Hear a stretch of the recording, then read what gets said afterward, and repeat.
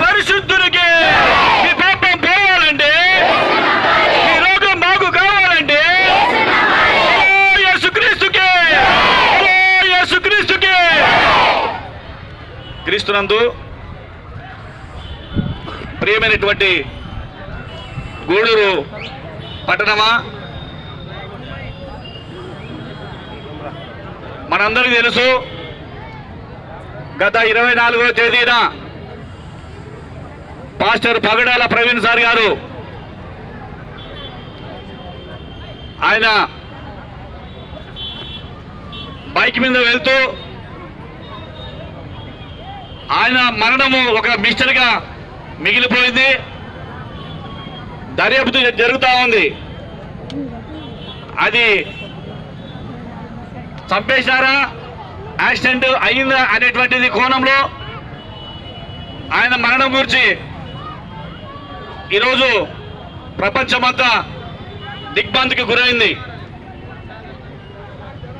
సుమారుగా 11 గంటల ప్రాంతంలో సువార్త ముగించుకొని ఆయన బయలుదేరుతుండగా సీసీ ఫుటేజీలు 11:30 వరకు పనిచేశాయి. ఆ సీసీ ఫుటేజీల తర్వాత 5-10 నిమిషాల్లోనే ఆయన మరణించడం జరిగింది. అక్కడ ఉన్నటువంటి పరిస్థితులను చూస్తూ ఉంటే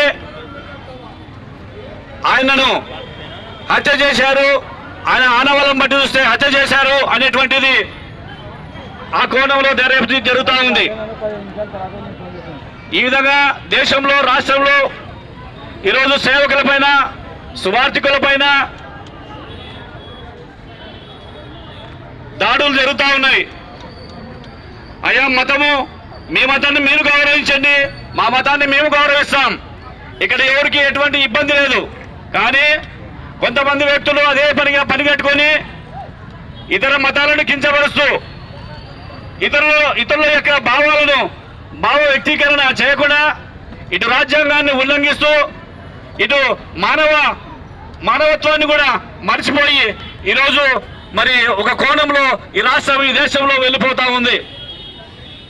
ఈ సందర్భంగా ఇక్కడ ఉన్నటువంటి ప్రజానీకానికి, అదేవిధంగా గూడూరు పట్టణంలో ఉన్నటువంటి వారందరికీ తెలియజేసేది ఏమంటే, అయ్యా మతం మీ మార్గం, మీ మతం మీ మార్గం, కానీ మనుషులు అనేటువంటిది గుర్తుపెట్టుకోవాలని చెప్పి ఈ సందర్భంగా తెలియజేస్తా ఉన్నాం. మరి మేము బోధిస్తున్నది ప్రేమ వార్తను బోధిస్తా ఉన్నాం. అయ్యా చక్కని మార్గంలో నడవండి, అయ్యా మీ పాపాలు విడిచిపెట్టండి, మీరు ఒక కుటుంబాలను బాగుపరచుకోండి, మీరు దేవునికి దగ్గర కాండి అనేటువంటి వార్తలు చెప్తున్నాం. కానీ బలవంతంగా ఎవరిని కూడా తీసుకొని వచ్చి మరి క్రీస్తుని నమ్మండి, నమ్మకపోతే మీకు ఇట్లా చేస్తాం అట్లా చేస్తామని చెప్పి ఎవరు కూడా మభ్య పెట్టే మాటలు కానీ దౌర్జన్యాలు కానీ ఇక్కడ చేస్తలేరు. దాన్ని గమనించాలి మీరంతా. ఇక్కడ మనం చూస్తున్నాం అనేక మంది అనేక రకాలలో మీరు మీ నోటితో మీరు అనండి, ఈ విధంగా అనండి ఒత్తిడి చేస్తూ, తంతూ కొడుతూ ఈరోజు మనం చూస్తున్నాం సోషల్ మీడియాలో స్వార్థకులు అంతా ఉన్నారు. జై అనండి, ఎవరు జై అనాలా? నీ మతానికి నువ్వు జై అనుకో, మా మతానికి మేము జై అనుకుంటాం. దాన్ని విడిచిపెట్టి ఒక మూటగా ఏర్పడి ఈ రాష్ట్రంలో మరి దుర్బలమైనటువంటి పరిస్థితులు తీసుకొని వస్తూ ఉన్నారు. ఇటువంటి మూటాలను మనము అణచకపోతే అయ్యా మరి పోలీస్ వ్యవస్థ కూడా చాలా చురుకుగా ఉంది. ఈ పరిస్థితుల్లో ఎట్టి పరిస్థితుల్లో న్యాయ వ్యవస్థ పైన మాకు నమ్మకం ఉంది. పగడాల ప్రవీణ్ సార్ గారి మరణాన్ని త్వరలో ఛేదిస్తారని చెప్పి మేము కోరుతా ఉన్నాం. ఈ సందర్భంగా ప్రవీణ్ సార్ గారు సంఘ సంస్కర్త, గొప్ప సంఘ సంస్కర్త. మతం గురించి ఆయన చెప్పలేదు కానీ అయ్యా మార్గం గురించి బోధించాడు ఆయన. ఆ మార్గమే వారికి ఎబ్బెట్టుగా అయిపోయింది. ఆ మార్గం చెప్పడంలోనే వారికి అంతా మరి ఈ విధమైనటువంటి మరి ఇది లోనికి వెళ్ళిపోయారు, మరి అసహనానికి గురయ్యారు. కాబట్టి ఈ పరిస్థితులు దృష్టి పెట్టుకొని రాష్ట్ర వ్యాప్తంగా ఆయన మరణం గురించి మరి అనేక రకాలుగా అనేక మంది ముస్లిం మైనార్టీలు, అదేవిధంగా మరి మా రాజ్యాంగాన్ని గౌరవించే ప్రతి ఒక్కరూ రోడ్ల మీదకి వచ్చి ఆయన మరణాన్ని గురించి ర్యాలీ చేస్తూ ఆయన మరణాన్ని గురించి నిరసన తెలుపుతూ ఉన్నారు. మనం కూడా దీన్ని దృష్టిలో పెట్టుకొని రాబోయే కాలంలో మన గూడూరులో కానీ మన చుట్టుపక్కల కానీ మన జిల్లాలో కానీ ఇటువంటి సంఘటనలు ఎక్కడైనా జరుగుతుంటే దయచేసి ఖండించండి. ఎక్కడైనా సువార్త పోతే మరి మందలిస్తూ ఉన్నారు పాస్టర్లని, సువార్తకు పోతే సేవకులను దండిస్తూ ఉన్నారు. చాలా చోట్ల చాలా అవమానాలు ఘోరాలు జరుగుతూ ఉన్నాయి. దయచేసి వాటన్నిటిని మానవత్వంతో మీరు ఆపివేయమని కోరుతా ఉన్నాను.